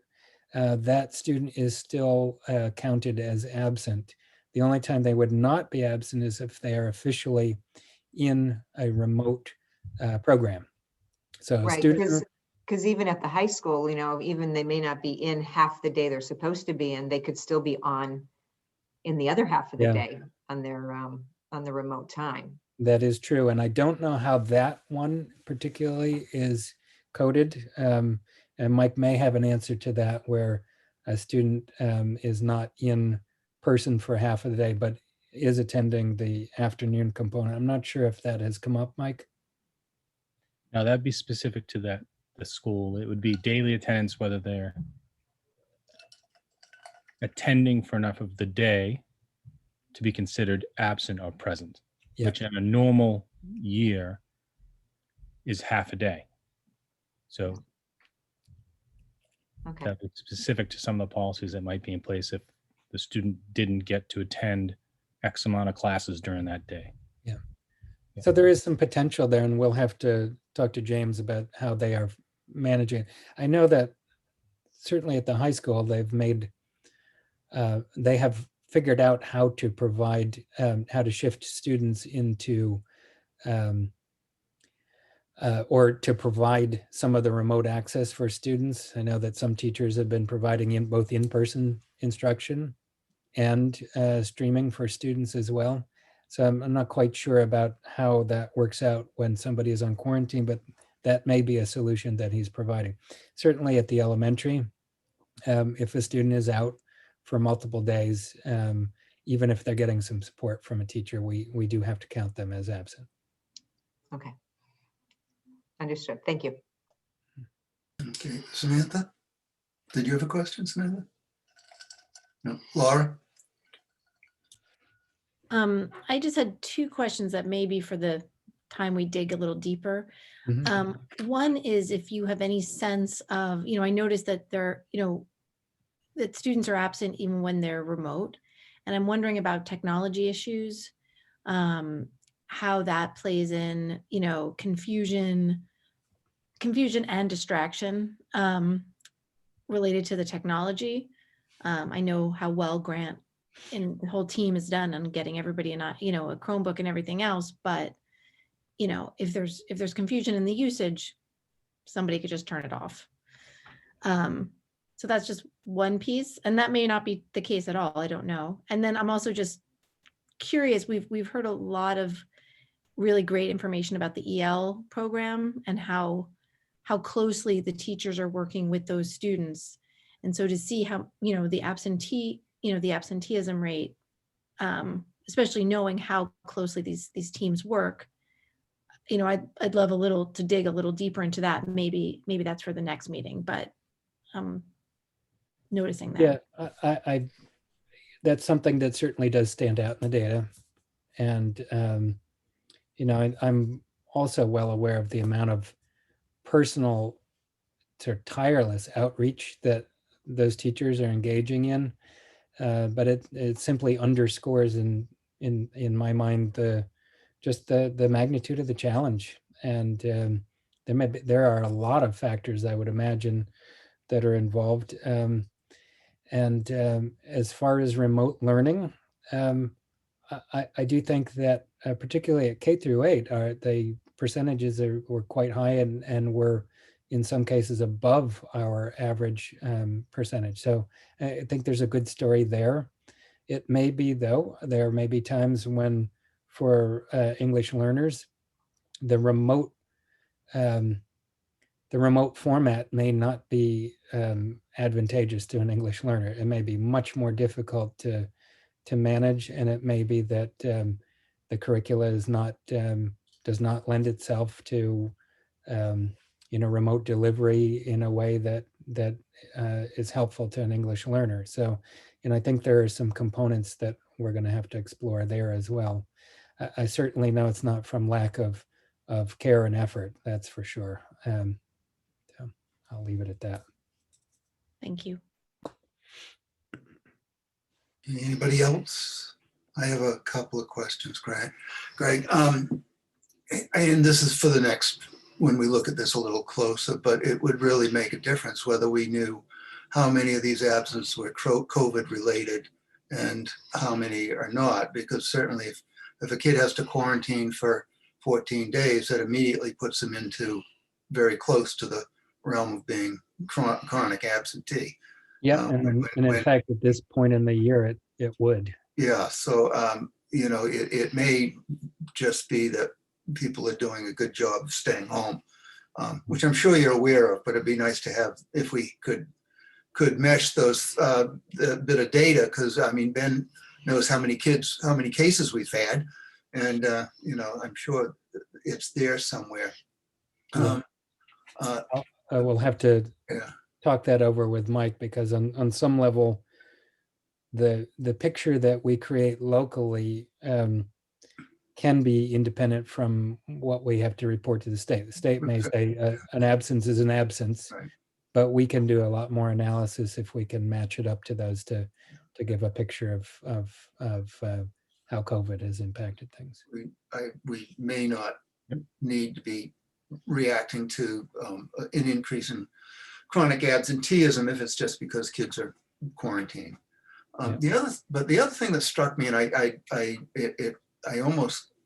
wish you'd left the initial slide up, but it appeared to me, just a quick look, that we've lost a number of students, substantially more than, this has nothing to do with absenteeism. This is enrollment. And I would be interested in finding out how many, you had those numbers up. So, But Jonathan also noticed it was K through 12, not pre-K through 12. yeah, but East Gloucester was at 184 kids, not 210. So it'd be interesting to know where those students have gone. That's not about attendance, though. That's just something that struck me. Yeah, and Mike's listening as well, and I wrote a note as well for to be able to respond to that. Right. Okay. Anything else? Well, thank you, Mike, and thank you, Greg, because You're welcome. Do much. We'll have to do some follow-up on this. Okay. Moving on. You don't have anything else, do you, Ben? Okay, we'll move on to committee reports. We have the Building and Finance Subcommittee reports of the budget meetings. And most of you were in attendance, but Kathy, you want to just perhaps summarize the three meetings? Yes, I'll summarize the meetings. We met on Thursday, Monday, and Tuesday, department and school level meetings spread out among that time. The format I thought was tremendous in that the department heads and principals worked with the superintendent to reflect on what they're doing well, what their strengths are, what they're working on to kind of further it, and a little bit of what they need. But it was all a report on the educational aspects, not the financial aspects. We'll hear how that impacts their, an overall budget and department budget on January 20th. But we heard a lot about, pride with and the real benefit of collaboration that teachers and schools are experiencing currently, and that they want things like that to, that particular practice to continue and build on. Same with a lot of professional development, but not necessarily external professional development, but really peer-to-peer development. We heard about focus on the English language learner students and efforts to, really focus in and make better gains with that population. There's focus on academic achievement, specifically needs for coaching at different levels. We talked about summer programs to help with students who may have fallen behind. So it's good to hear that we're thinking about how that summer can help September be more successful to a lot of kids. I think if kids feel like they are so far behind, hopefully, we can help them not give up. And maybe a summer program will help motivate some students who probably feel and aren't learning as well as they could be maybe during this remote or this hybrid time. We heard about a need for a new K-8 assessment, STAR 360, as well as a new revision in the Math in Focus curriculum as being things they would need to help progress in areas that they have highlighted. We heard from food service who would like to, in September, when students are more in school, do a lot more trying out of menu options to get more participation and make sure students are eating, but also enjoying what they eat. We heard a lot from Grant Harris on technology, and it's impressive as to how many devices that department has rolled out and are now maintaining so that all of our students can be actively learning in a remote environment. Even if it's a hybrid remote, everybody is really having terrific access to technology, as well as infrastructure investments and things like that.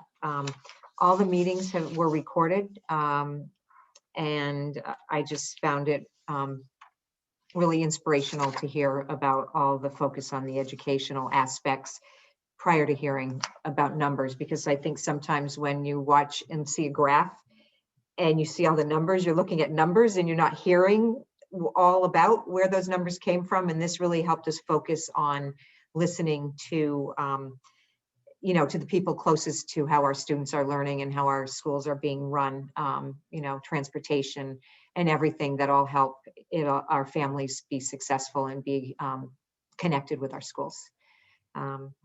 So that's my report on the budget. I was going to also give a report on the building committee, if that's okay, Jonathan? Yeah. Okay. You're muted, but I'm going to assume you say yes. I'm shaking my head, yeah. Okay. So I'm going to be giving the building committee report, and you and Ben can chime in if you if I leave anything out you think is important to mention. One thing that the community should know is that the designers have to do just one short day of drilling on Monday, Martin Luther King Day, at Veterans Memorial School site. Signs will be posted so people know that the playground and the fields are not available. So just that's kind of an FYI to the community. The Interiors Committee has met once, but we have another meeting scheduled for tomorrow at 2 o'clock. The Exterior Subcommittee have met 2 times. So those options and discussions are happening, right? They did meet twice, right? Just once. Just once, okay. Just So once. they've We're met. meeting next week. Next week, okay.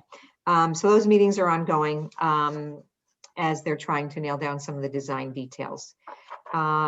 Swing Space, we had a meeting on Tuesday morning. That was a public meeting, so the public can see how the information that's coming forth. There were 2 responses to the proposals, requests for proposals, one from Pathways and one from St. Anne's. We evaluated based upon The fit, we talked about that. No decisions have been made. We've toured both sites on December 15th prior to the holiday break. Doran Whittier has brought subcontractors to evaluate the conditions at St. Anne's. Their report is due around January 22nd. So that's really the next key milestone in that particular process of talking about that building. Pathways, we talked about some of the, one of the big issues so far is just the amount of space and how many students can actually, and staff can actually fit there. They've sent a floor plan that's being evaluated to see if there are any options to maximize that as an option. So the group will meet again either on January 25th. There's already public meetings posted for January 25th at 9 and January 27th at 9. Hopefully the report will be ready for January 25th. And then there's a second meeting just in case we have more questions and things to discuss on January 27th. Then that decision or recommendation would come to the school committee that evening as to which site might be best for the swing space for the 2 years. Doran Whittier continues to work on the design development. They're on the calendar going forward. They will present both to the city council and the school committee probably around March 20th or thereabouts, prior to the building committee discussing that design report on March 25th. I hope I said March for the presentations to us. Yes, March. So we're a couple months out, but that's when those presentations will happen. And the last thing on it is the building committee will meet tomorrow at 5 p.m. It's our regular monthly meeting. Thank you, Kathy. I'll just add two quick things, but that's very comprehensive. Really appreciate it a ton. The committee had asked to have more regular updates, so that's what we're trying to do, and Kathy helped a ton on that one. Is a week from today, we'll have a community forum, public community forum about the building project. Really sort of an overview of this phase of the project as we work on completing the design. And we share some of the work that's happening in the exterior and interior subcommittees, but really just give folks an introduction to the process here, the timeline, that sort of thing, and I think be able to take some questions as well. And that's for the East Gloucester and veteran school communities and the city at large. And also tomorrow, I believe, we'll be launching a new project website. We've had two in the past. And the reason we're making a third is because we're trying to consolidate them into one, one project website for all of them. And we think we know it'll be easier to update, and therefore we'll be able to provide some more, timely information, and be a real go-to spot for people to get information about upcoming events, upcoming meetings, and records of meetings, and just know what's happening with the project. Laura? Ben, I may have just missed you saying this, but do you have a date for that public? Yeah, it's a week from today at I believe 7 o'clock at 7 o'clock. Yeah, we need to start. We need to get the word out on that one. Yep. Okay, great. Thank you. Any other questions on the building committee or et cetera? Okay, moving on to action. We have a number of grants to accept, and the first one is the Department of Elementary and Secondary Education grant for $36,026. It's the FY21 fund code 423 secondary virtual course grant. I believe this is related to the remote learning. Do we have a motion? So moved. Second. Okay, is there any discussion? Can someone explain what this grant is? Please. Mr. Bach? Yep. This is a new grant that just popped up. It was a very recent one.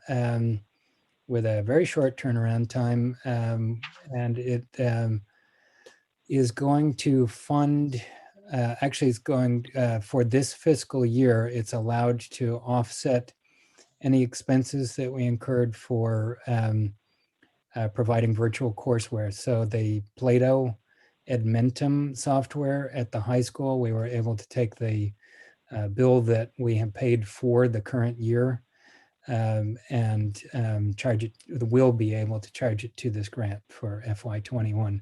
So it's going to go directly to Edmentum. The other thing that we are doing with it is we're able to offset the cost of a staff member who is associated directly with the support of remote learners and the virtual platform Edmentum at the high school. So a portion of one of the special educators' salaries who was assigned to work with the remote learners at the high school in conjunction with the Plato program. Those are the two items that this grant is going to be funding. Thank you. And you said this came up very quickly, so this was not, we weren't anticipating this a month ago. So this Nope, was not at all. Okay.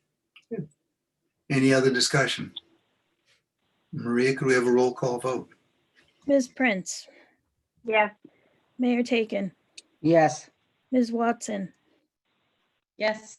Ms. Weason, Yes. Kathy Clancy, Yes, Mr. Favazza, Yes. and Chairman Pope. Yes, it passes unanimously. Thank you very much. Now we have 4 grants from the Gloucester Education Foundation. The first one is $4,000 for Community Resource Dog, which we've heard great things about. I believe its name's Ace, is that correct? And $5,235 for the Gloucester High School and the O'Malley Remote Academy, Girls in STEM continued program funds, $30,000 for the remote learning centers, and $30,000 for the Gloucester High School Gordon Summer Engineering Camp, for a total of $69,235. Without objection, I'd like to take these all at once. Do we have a motion? So moved. So moved. Second. Okay. Is there any discussion? Melissa? I just have a process question.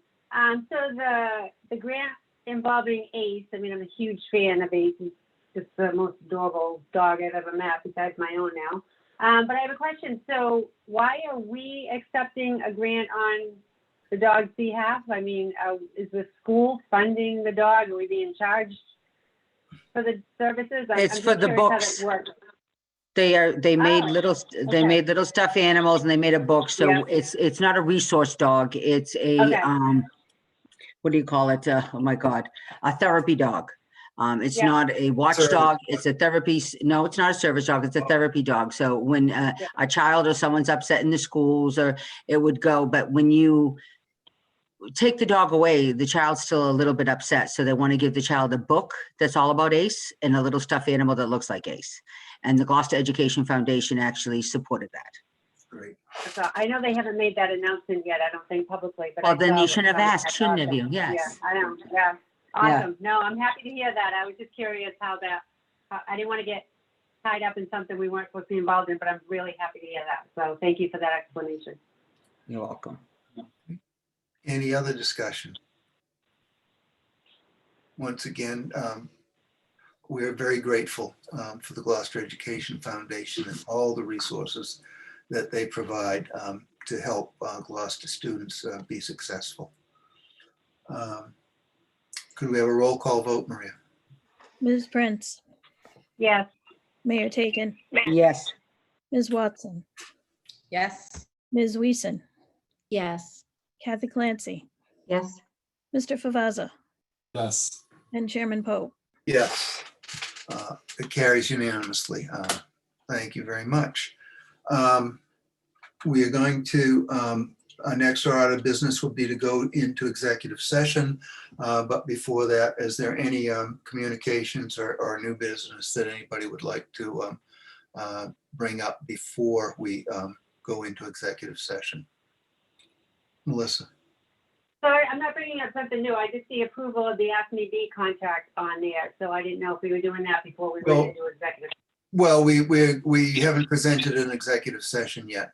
Oh, okay. I thought we did. I'm sorry. So Okay. if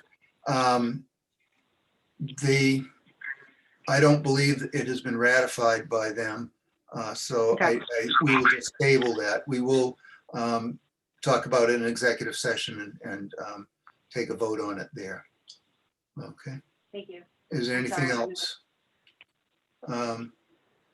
There are a number of things that I would like to refer. One would be to investigate, and I may have already done this, but the options of use again silverware and plates in our cafeterias and It's on in the agenda. relationship. Pardon me? That's on the agenda for BNF next week. Okay, great. All right. Okay. Then, and also we need to start thinking about a process for naming the new school. Okay. That being said, we're going to go into executive session for the purpose in executive session in pursuant of Massachusetts General Laws, Chapter 30A, Section 21A, for the following purpose: as an open meeting may have detrimental effect on bargaining or litigating position of the public body, and to return to open session only to adjourn. We will be discussing strategy with respect to collective bargaining with the following negotiating teams: AFSCME, GAPE, GTA, and the nurses. And do we have a motion? So moved. Second. Okay. All right, Maria, could we have a roll call vote? And as I said, we will only come back into session to adjourn. Just to clarify first, Mr. Chairman, Yes. you're not coming back to vote on the AFSCME contract, correct? No, we're not. They have not ratified it yet, as far as I know, Okay. unless you know something I don't know. No, But I don't. I did, Thank you. I'm talking to Eric tomorrow morning. Okay, great. Yeah. Ms. Prince, Yes. Mayor Taken, Yes. Ms. Watson, Yes, but I have to recuse myself from the GTA conversation. okay. Ms. Weason, Yes. Kathy Clancy, Yes. Mr. Favazza, Yes. and Chairman Pope. Yes. So we're going into executive session, which is the other meeting. So you leave this meeting and we'll see you in the Google Meet. And for the people listening, thank you very much for attending.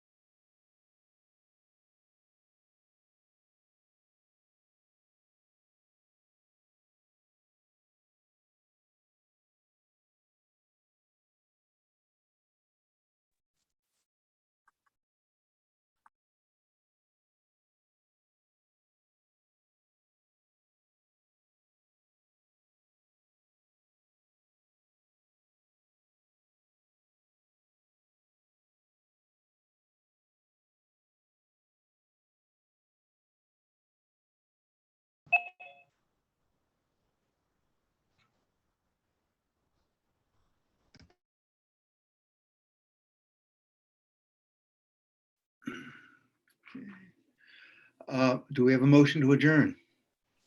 So moved. Second, Okay. Maria, roll call vote. Melissa, yes.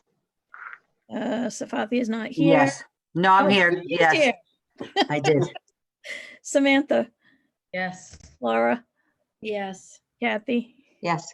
Joel, Yes. and Jonathan. Yes. Oh, thank you very much. This meeting is Good night, adjourned. everyone. Be safe, please. Night. We'll Good Good night. night. see you all soon. Night. Night. Night. Thank you, Night. Maria.